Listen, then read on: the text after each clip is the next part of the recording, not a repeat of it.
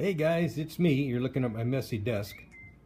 This G2 with Caldwell Banker out here in Phoenix, Arizona, and I thought I'd jump on and do a quick scope about something that I've been dealing with here. Let me turn it around and set it down here. Let's see, is that gonna work? I got it sitting on my desk. Hopefully that'll work. All right, so just a quick intro. I'm G2 with Caldwell Banker. I'm a residential resale realtor out here in Phoenix, Arizona. I'm also the Arizona State Director for the Veterans Association of Real Estate Professionals, and my wife and I have been in this business nearly 30 years, 3 decades. Yep, been doing this a long time, and hence the gray hair and no hair. Howsoever. So I wanted to jump in and share something with you that we just had happen for a second time. So hey Jane, how you doing? Thanks for checking in. So we are closing a real estate transaction for a seller, a veteran seller, and the buyer is buying the property for cash, and the money is being transferred from the Middle East. And wouldn't you know it, it's coming from Lebanon. But not just any place in Lebanon, it's coming from Lebanon, close to the Syrian border. How much fun is that going to be? So I want to circle back to another transaction that we had not too long ago, where a very similar situation, money coming in from the Middle East, and it was being transferred by the buyer, actually the buyer's brother. Same thing here, it's the buyer's brother, and it was transferred into an American bank from the Middle East, and then from the bank it was going to get to the title company. Well, what happened was when the money hit the American stream of wire transfer, the money got snagged by Homeland Security. It got held up, and while that money was, hi Laura, while that money was being vetted as, you know, money that isn't being laundered for hi there, for reasons that we wouldn't want money coming in, I had to do a lot of soft shoeing with the parties until we got that money cleared. And I didn't even know where the money was. We knew the money had been transferred because we had evidence that it had been sent out of the Middle East, but we didn't know where it was, and we finally tracked it down. And not without a lot of effort, and I actually had to contact some friends of mine in DC, and we were able to get back to it. So we got another transaction coming up where the money's coming in from Lebanon, and right now we're prepping ourselves for what if the money gets snagged again by Homeland Security while they vet the source of the money. And the last time that happened, it took us about almost 2 weeks to clear those funds and actually get them into the American bank so they could get here and so that we could use them. So just keep in mind, if you've got, and I had this happen about a year ago with a Hispanic buyer, person with a Hispanic surname, and the money in that situation, the money was actually being wire transferred from a Wells Fargo account to the title company. And in that situation, the money, when it left Wells Fargo, got snagged by Homeland Security because one of the parties, I think it was the buyer had a Hispanic surname that was on the watch list for one of the drug cartels. So when that money showed up in the system, it got grabbed, and they sat on it while they checked out everybody and made sure they were legit. Yeah, that's happened to me. Now this will be my 3rd time if this money gets snagged. It's happened twice. Once from money coming out of country, and once from money in country being transferred from Wells Fargo to our title company. How crazy is that? So just be aware that if you've got some of these really kind of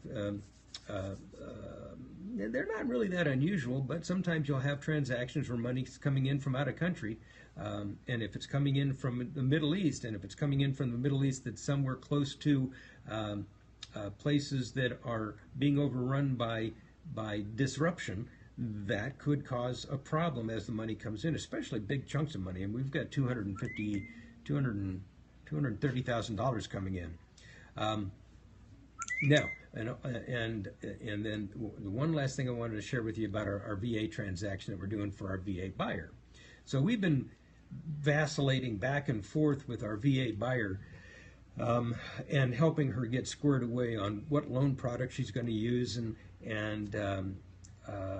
understanding the process. First time buyer, nervous as a church mouse around a rocking chair, and we started with lender A, looked at, and we got the loan estimate, and then we went to lender B. Lender B was going to do the loan, and then we thought, well, lender C could give us a better rate. And we're doing all this within a 10-day frame.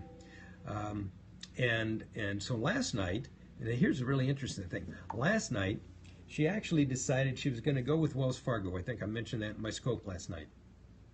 So she decided she's going to go with Wells Fargo, and then at the last minute, she changed back and said, no, I think I'm going to stay with the other folks, Academy Mortgage. And I said, okay, cool. Got your mail here. Sorry about that. So I said, cool. So we fire up the engine this morning with Academy Mortgage. Last night, ready to lock the rate at 3 and 5/8. Yeah, 3 and 5/8. Going to lock the rate at 3 and 5/8. And this morning, when the market opened, rates took a frickin' tumble. Actually, not a tumble; they went up. So we went from 3 and 3/8 up to 3 and a quarter, or excuse me, up to 3 and 3/4. Well, that little bump put her in a payment category that she was uncomfortable with. Believe it or not, I think it was like $20 or $18. So I called Wells Fargo and said, listen, we need a 3 and 5/8 loan. And Wells Fargo said, cool, I just found out that you can also, that we can qualify her for the special lift fund. Remember, we were talking about lift, various variations and iterations of bond programs out there. And so what we did was we ended up going back to Wells Fargo, and I had Wells Fargo all in the course of probably an hour. I had Wells Fargo and Lyft. I'll explain Lyft in a minute.